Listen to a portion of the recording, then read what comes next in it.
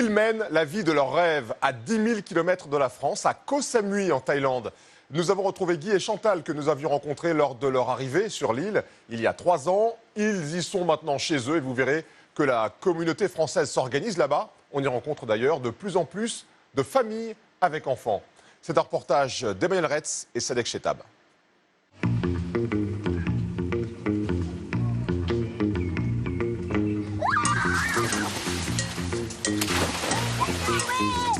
Vous pourriez revenir en France maintenant? C'est difficile, hein? C'est vrai que depuis qu'on est parti, vu ce qu'on entend, je pense qu'on va rester encore un peu. On viendra après, quand ça va s'arranger. Et alors je fais également le foie gras, mi-cuit au torchon, parce que je viens du Périgord et du côté de ma mère j'avais quand même le foie gras. Ça fait plaisir d'avoir un boucher français à Samui. C'est indispensable pour les gens qui restent ici pour changer un peu de la nourriture thaï. Ouais, monsieur, bonne journée. C'est là, hein. On est venu ici pour 2-3 mois et après 3 semaines, on a décidé qu'on allait rester. On a bien fait, c'était le bon choix. Couple avec enfants, bouchers charcutiers ou retraités, ils sont de plus en plus nombreux à avoir quitté la France pour s'installer sur l'île de Koh Samui, en Thaïlande.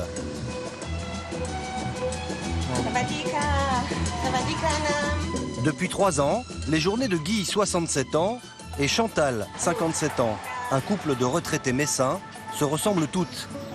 Mais ils n'ont pas l'air de s'en plaindre. 2 fois par semaine, c'est massage à l'huile, à 7 € de l'heure. Et c'est vraiment un moment magnifique. Elles sont pas épaisses, mais elles sont puissantes. Oh là là.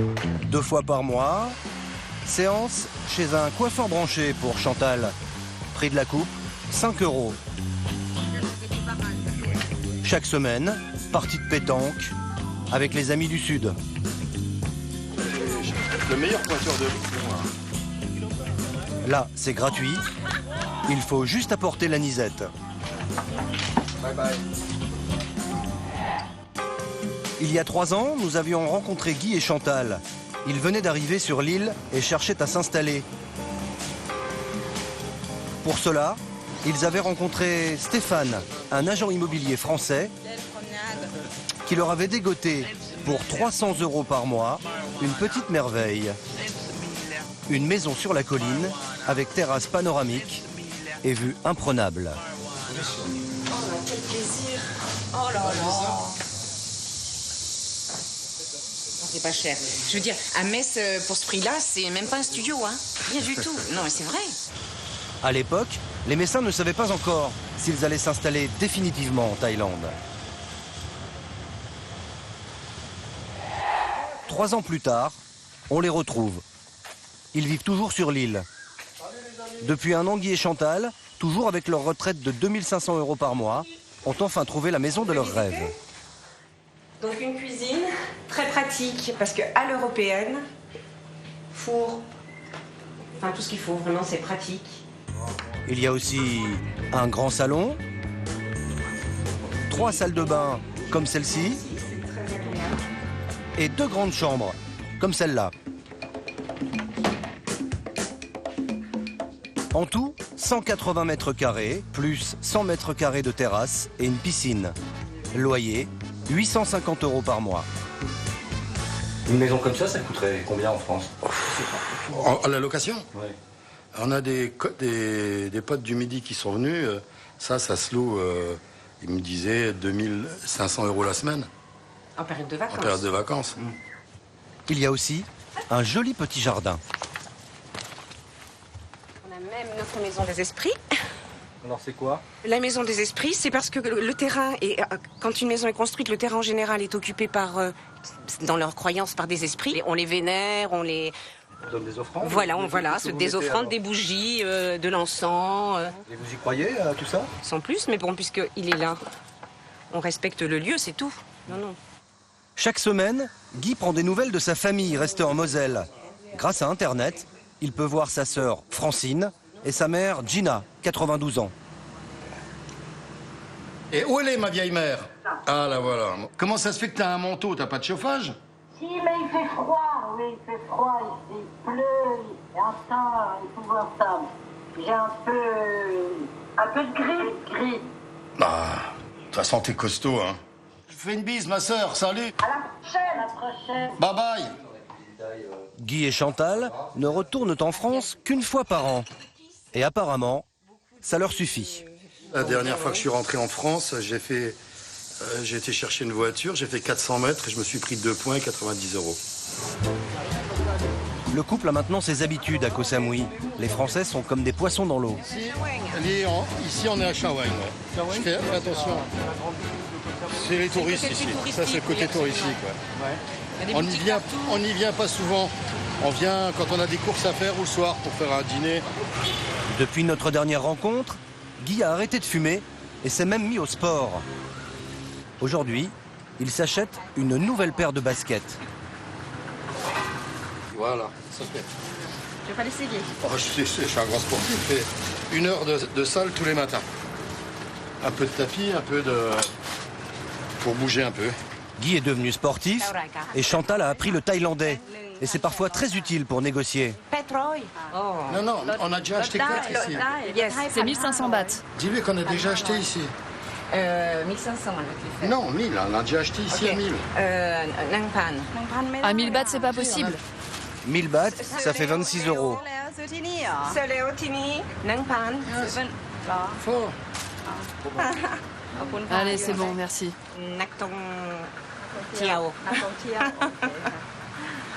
Vous avez dit quoi là? Je suis pas touriste. Comment ça se dit? Mais, enfin, mai, non, nak, tong tiao. Nak, tong tiao. J'ai toujours du mal à le dire, mais bon. Et vous, Guy, vous Ah savez non, dire quoi, pas du vous, en tout, Thaï, pas par du exemple? Ah, rien, merci, bonjour, au revoir. Comment on dit alors? Non, c'est bon, c'est bon. Bonjour, comment on dit bonjour? Ça va les caps. Voilà, bah, tout le monde le dit ça. Aujourd'hui, ce sont les étrangers qui font fonctionner l'économie de Samui. Mais cela n'a pas toujours été le cas. Il y a 20 ans, cette île de 250 km² était totalement inconnue des touristes. À l'époque, la seule ressource ici, c'était la noix de coco. Dans les années 80, ce sont les routards occidentaux qui découvrent ces plages de rêve sous un climat paradisiaque oscillant entre 28 et 34 degrés toute l'année. Flairant le bon filon, les Thaïs construisent alors à toute vitesse des routes, des boutiques, des restaurants. Aujourd'hui, avec 2 millions de visiteurs par an, Koh Samui est devenue la 2e île la plus fréquentée de Thaïlande après Phuket. Les Français sont de plus en plus nombreux, 550 inscrits au consulat, mais environ 2 fois plus dans la réalité. Une communauté qui ne se mélange pas trop avec les Thaïs. Chantal et Guy ont beaucoup d'amis, mais ils viennent tous de métropole. Comme Bernard Delattre, installé à Koh Samui depuis 10 ans, il possède l'une des plus belles propriétés de l'île. Salut mon Guy. Salut mon Bernard, ça va bien? Salut. Même s'ils n'ont pas tous les mêmes moyens financiers, les Français de Koh Samui restent très soudés. Chaque semaine, ils se retrouvent dans la villa de 1000 m² que Bernard avait fait construire pour 450 000 €. Aujourd'hui, c'est un homme riche. En 10 ans, la valeur de sa maison a été multipliée par 4. Et chaque année, ça continue de grimper. Et les prix ont bondi de 20 ou 30% au niveau des terrains et des maisons, car il y a beaucoup de Russes qui viennent acheter, investir. Ça va devenir rare, les bons terrains. Les très belles maisons vont devenir rares. Guy aurait dû acheter quand il est arrivé. Malgré des prix qui grimpent et un euro qui a perdu 30% en 3 ans par rapport au baht, la monnaie thaï, Koh Samui a toujours le vent en poupe. Et certains en profitent, comme le français Stéphane Bronstein. Cet agent immobilier est persuadé qu'on va continuer à construire sur l'île. Et la mairie de Koh Samui a fixé un maximum de terrains constructibles de 10%. On en est actuellement à 3-4%. Et une réglementation, par exemple, au niveau de la hauteur des bâtiments qui est limitée à 12 mètres. Ce qui est loin d'être le cas, malheureusement, dans des villes comme Phuket, Pattaya, Hua Hin ou Bangkok. Des règles qu'il a décidé de mettre en pratique en construisant ses propres maisons. Pour répondre à la forte demande il s'est transformé en promoteur immobilier et a démarré un chantier qu'il fait visiter à Lamaille, une ville dans le sud de l'île. On a démarré la 1, la 4 pour un investisseur, ce sera uniquement pour la loge saisonnière. Ça, c'est pour une résidence principale. Et puis, il reste 3 maisons à démarrer. Son objectif, construire sur ce terrain 6 maisons en moins d'1 an. Le chantier vient de démarrer et on a encore du mal à imaginer le résultat. Mais voici les images 3D que le Français montre à ses clients. D'après lui, c'est la maison idéale. 130 mètres carrés, organisée autour d'une piscine et d'un jacuzzi. Elle sera livrée entièrement meublée. Il faut compter combien pour une maison comme celle-ci? Clé en main, meublé, décoré, environ, au cours actuel d'euros BAT, environ 170 000 euros.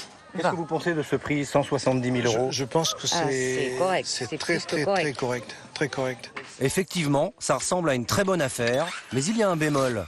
En Thaïlande, un étranger ne peut pas acheter un terrain à vie. La loi stipule qu'au bout d'une période de 90 ans, la parcelle de terre et tout ce qu'il y a dessus revient de plein droit au propriétaire thaï qui avait vendu le lot. Malgré cela, 3 des 6 villas ont déjà trouvé preneur, tous français. Stéphane leur a même promis 30% de plus-value en 1 an. On retrouve Chantal, la Lorraine. Avec son scooter, elle a découvert les bonnes adresses de l'île comme la boucherie, où elle vient lorsqu'elle en a marre de manger thaï. Un petit coin de France, à 10 000 km de Paris, ouvert par Yann, un Français, il y a 2 ans. On se fait la bise? Oui. Puis je voudrais du saucisson. Ce que je peux faire, c'est ou tu prends d'un porc et je te le coupe à la trancheuse, comme ça c'est plus sympa. Pour l'apéro, ça sera plus fin. Ou alors il y a la saucisse perche là qui est très très bonne. On peut te couper un bout, puis pareil, on peut le couper en rondelles. Manger français en Thaïlande, c'est un luxe. Ici, tous les produits estampillés bleu, blanc, rouge sont taxés entre 200 et 300%. Ah, il y a de la moutarde, des cornichons bien français, fromage. Fromage, on trouve tout ici, à la coupe. Un camembert, ça coûte combien ici? Un camembert, ça vaut 10 €. Le fromage, c'est très cher. Le vin, si on veut un vin de table qui va coûter 3-4 € en France, en grande surface, qui sera bon, hein, on va le payer le triple ici. Bon, Yann, je te remercie. Je t'en prie, merci à toi. À bientôt. Avec 25 000 € par mois de chiffre d'affaires, la boutique de Yann est très rentable car il a trouvé la bonne formule. Il a rencontré une compagne thaïlandaise et mis toute sa belle famille à contribution.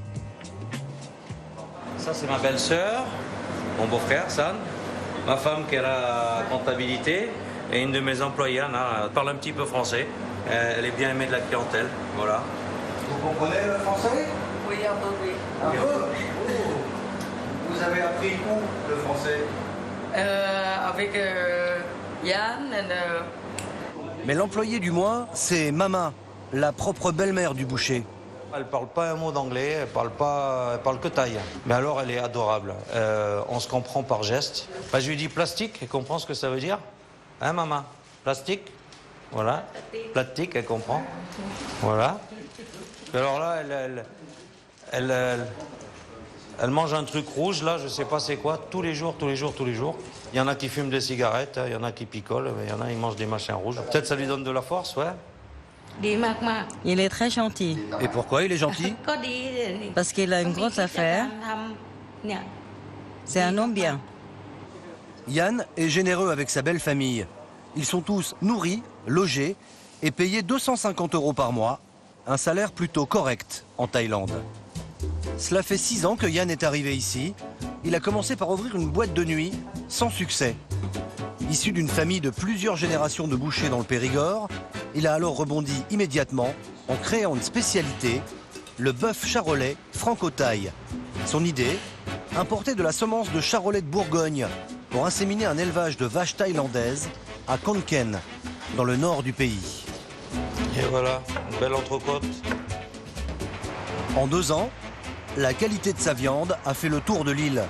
Les meilleures tables se fournissent désormais chez lui et c'est le patron qui livre. Sympa, non, la livraison?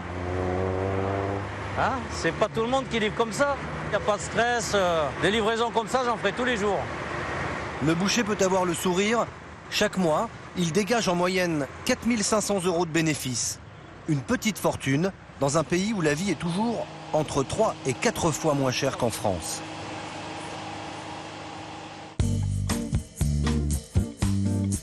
À Koh Samui, après les hommes seuls venus pour travailler et les retraités qui se la coulent douce, on assiste depuis 3 ans à une arrivée massive de familles françaises avec enfants. Leur point de ralliement, c'est ce parc aquatique, le seul sur l'île. Ce jour-là, c'est l'anniversaire d'Enzo, 7 ans. Il a invité ses copains, tous français. Hugo, Evan, Prine, Sylviane, Franck. Ce parc aquatique a été créé il y a 2 ans par un couple, Mélanie d'origine corse et Julien, le Parisien. En fait, on a commencé par cette partie-là. On a commencé par cette partie. On avait juste cette piscine-là, celle qui est au fond que je vais vous montrer. On avait juste 2 toboggans. On a commencé comme ça et après, petit à petit, on a fait de l'agrandissement. C'est Julien qui a conçu et fabriqué lui-même tout le parc. Aujourd'hui, il y a 7 toboggans, 4 piscines et 2 jacuzzis sur 3000 m². Pour démarrer l'affaire, les Français ont dû embaucher un minimum de 4 Thaïlandais. C'est la loi et ça leur permet d'avoir un visa de travail pour pouvoir rester sur l'île. Aujourd'hui, c'est un succès total avec 1800 visiteurs chaque mois. Le couple mène une vie agréable et sans privation. Mélanie et Julien sont arrivés il y a 5 ans pour monter un petit hôtel avec 115 000 € en poche et leurs 2 enfants dans les bagages. Evan, aujourd'hui 7 ans, et Noé, 5 ans. Vos enfants sont bien adaptés ici? Très bien, parce qu'ils sont arrivés tout petits. Ouais. Lui, il a 2 ans et lui 5 mois. Donc, c'est comme si c'était chez eux ici. Ouais. La famille s'est installée dans cette grande maison, au milieu d'une cocoterie. 130 m² pour un loyer de 400 € par mois. Alors, on va s'habiller pour aller à l'école. Hein, les garçons? En Thaïlande, c'est la règle. Les écoliers doivent porter l'uniforme.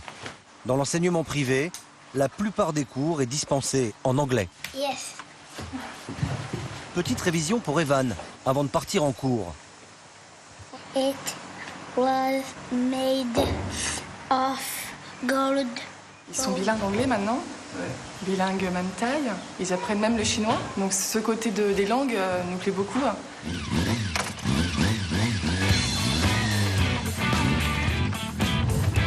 C'est à moto que Julien emmène ses fistons tous les matins à l'école internationale de Lamai. Thaï, anglais, russe, brésilien. Une vingtaine de nationalités est représentée. En nombre d'inscrits, les Français arrivent en 2e position derrière les Britanniques. Et les petits Frenchies ont l'air de bien apprécier la vie ici. Moi, en fait, surtout, j'aime bien la nature, en fait. Tellement qu'il y a beaucoup de nature. Il y a beaucoup d'animaux. Il y a des tigres, des éléphants. On peut même monter sur leur dos. Il y a aussi beaucoup d'insectes qu'on mange. La discipline est stricte. Chaque matin, c'est la levée des couleurs. Et l'hymne national thaïlandais que tout le monde doit savoir chanter par cœur. L'éducation à l'anglaise coûte 400 € par mois et par enfant. Mais pour ce prix-là, les classes sont loin d'être surchargées. Entre 5 et 10 élèves maximum. Et pour ceux qui le souhaitent, il y a même des cours en français. Oh, très bien. Aujourd'hui, on va apprendre une nouvelle lettre, la lettre G. Avec l'afflux nombreux de nos compatriotes, les professeurs de français comme Alexandra sont très demandés. Plusieurs postes sont à pourvoir sur l'île.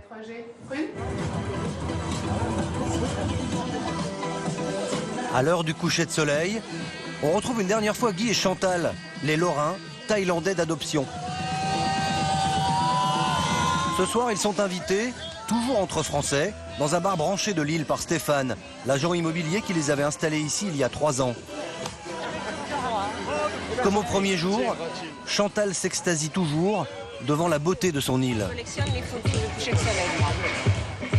combien de photos, Chantal là, Oh, depuis un que vous êtes là milliard, je sais plus, je compte plus. Les couchers de soleil, on en fait tous les jours.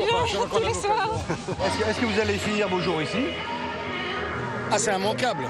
Ah oui, c'est ici. Et je lui ai déjà montré, elle me brûle et où elle me pose. Déjà, on a déjà trouvé l'urne, déjà. Oui, non, on a déjà pensé à tout. Ah non, c'est ici que je vais être brûlé, posé dans un temple, exactement à l'endroit où je veux. Dans les années à venir, le gouvernement a de grands projets pour l'île de Koh Samui. Un immense centre commercial avec toutes les plus grandes enseignes de luxe et une marina pour accueillir des yachts. Encore des opportunités pour les Français qui voudraient se faire une place au soleil.